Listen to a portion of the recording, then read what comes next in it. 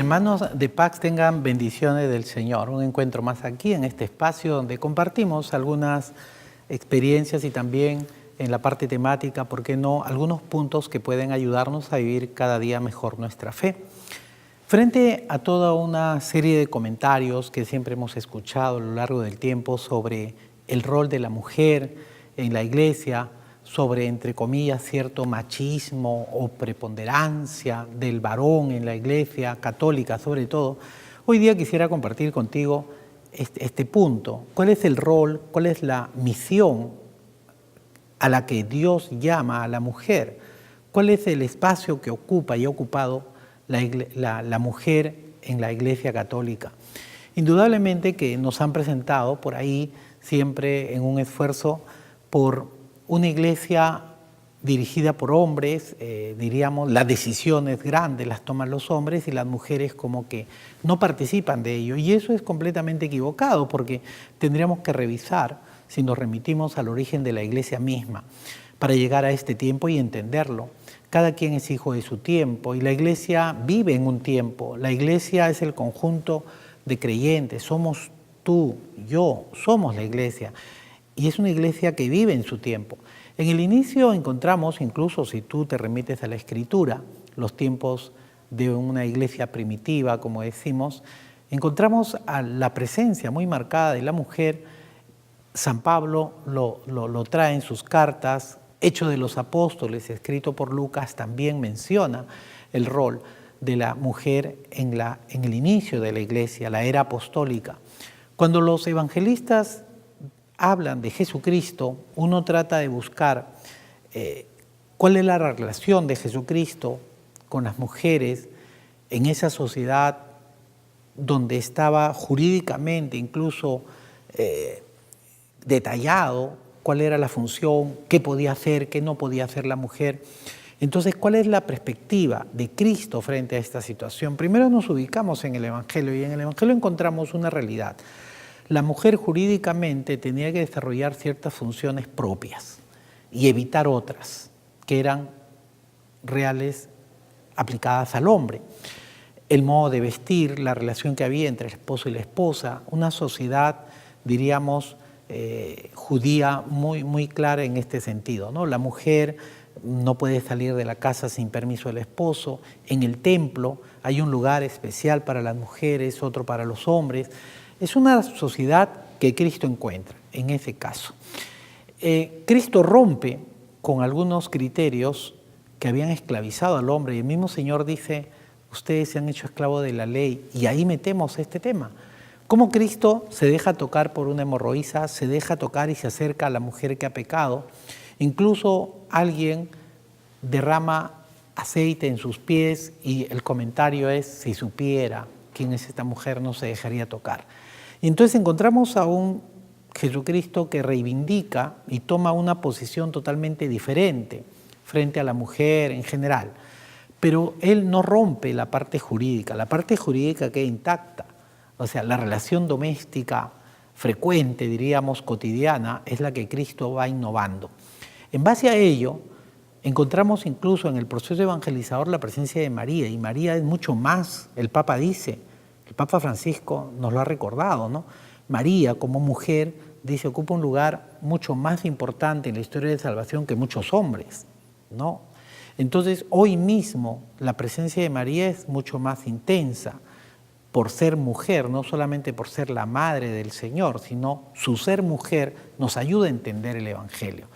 Entonces, cuando Cristo resucita y los apóstoles comienzan la época de predicación, esta etapa de, diríamos, extender el reino de Dios, pues encontramos a San Pablo, encontramos a Lucas, encontramos a Pedro, siempre marcando la pauta de la presencia de la mujer en ese proceso. Hechos de los Apóstoles nos habla, por ejemplo, de Priscila. ¿Y Priscila quién fue? Priscila es una predicadora. Priscila fue una mujer que evangelizó a Apolo. Y Apolo es un gran predicador que incluso competía, entre comillas diríamos, ¿no?, con Pablo, con Pedro. Apolo es un personaje importante en la predicación y él fue evangelizado por Priscila. Entonces, hay mujeres de la época apostólica que marcan un punto importante en ello. Diríamos, había espacios, ¿no?, que los griegos tenían, ¿no?, en las casas donde descansaban las mujeres. Solamente podían entrar las mujeres ahí. Esos lugares, diríamos, en la cultura griega, eran aprovechados por los cristianos para que las mujeres cristianas entren en esas habitaciones y puedan entrar en contacto con las mujeres griegas, y entonces las evangelizaban. Entonces, ¿quiénes evangelizaron a las mujeres griegas? Las mujeres cristianas. Entonces, diríamos, era apostólica, la mujer se convierte en una gran predicadora. El Papa Francisco lo ha reivindicado de alguna manera cuando ha pasado la memoria en el rango litúrgico, memoria de Santa María Magdalena, la ha pasado a rango de fiesta. Hoy en día en el calendario litúrgico, el día de Santa María Magdalena es fiesta. Ya no solo es una memoria libre o obligatoria, es fiesta. Entonces encontramos ya hoy en la teología católica una línea muy clara: bautismo, vocación, servicio. Entonces el bautismo, dice la teología, desde el Concilio Vaticano II ha quedado mucho más clara, nos ofrece una oportunidad, ¿no?, grande. El bautismo nos hace sacerdotes a todos, el sacerdocio común de los fieles. Por lo tanto, no solo los hombres, sino todo bautizado recibe esa vocación. Dios lo llama a la santidad, y llama a la santidad al hombre y a la mujer. Entonces hoy entendemos que la mujer ha sido llamada desde el bautismo, como el varón, para una vocación concreta y específica. Y esa vocación la va a llevar a un servicio también concreto. Se dice, no hay cifras tan exactas hoy en día, pero aproximadamente que hace 5 años, diríamos, existían en el mundo casi 1 millón de mujeres consagradas. Las mujeres consagradas en la iglesia son más que los varones consagrados. En los mejores tiempos, en las mejores épocas de la iglesia, diríamos, siempre las mujeres han marcado la pauta de ser la mayoría, ¿no?, en los monasterios. La iglesia reconoce desde el inicio, ¿no?, una presencia intensa de testimonio femenino. Tenemos las mártires, grandes mártires, Santa Cecilia, Santa Inés, Perpetua, Felicidad, Santa Águeda, son mártires de los primeros tiempos. Y la iglesia incluso las menciona en el canon de la misa. En el canon 1, en el canon primero, canon romano, más antiguo de la iglesia, pues se habla de Águeda, Felicidad, Perpetua, etc. Alaba. Ya hoy en día puedes revisar, incluso le ha dado el rango de doctoras de la iglesia a 5 mujeres, 5 santas, entre ellas Teresa de Ávila, Teresa de Lisieux, o sea, doctoras de la iglesia. Se les celebra en la liturgia de manera solemne, pero por su presencia, incluso que pues transformó de alguna manera, ¿no?, renovó la vida de la vida consagrada, pues las Teresas, como decimos, se les conoce como doctoras de la iglesia. Entonces, la iglesia hoy en día reconoce el papel importante de la mujer. Algunos han querido reducir este tema a un aspecto del orden sacerdotal, como si ser sacerdote fuera más que todo el resto, ¿no? Nosotros entendemos que la iglesia está constituida y es como un cuerpo, donde cada miembro cumple una función distinta. La mujer no va a ser más o igual al hombre si recibe el sacerdocio ministerial. Todos tenemos el sacerdocio común de los fieles. El Papa menciona que no se puede reducir esta temática a un aspecto feminista, a un aspecto reivindicativo, como si la mujer hubiera estado siempre humillada y es el momento de liberarse de todo yugo y entonces vamos a ordenar a las mujeres como sacerdotes. Este tema es un tema abierto. La presencia de la mujer en la iglesia es un tema abierto. Siempre ha estado presente. El tema es cómo ha estado presente. Y en esto ha habido, no digamos un avance, sino ha habido un cambio. No siempre hagamos sinónimo avance-cambio. Ha habido un cambio. Y en ello tenemos que ver que cada tiempo tiene exigencias propias.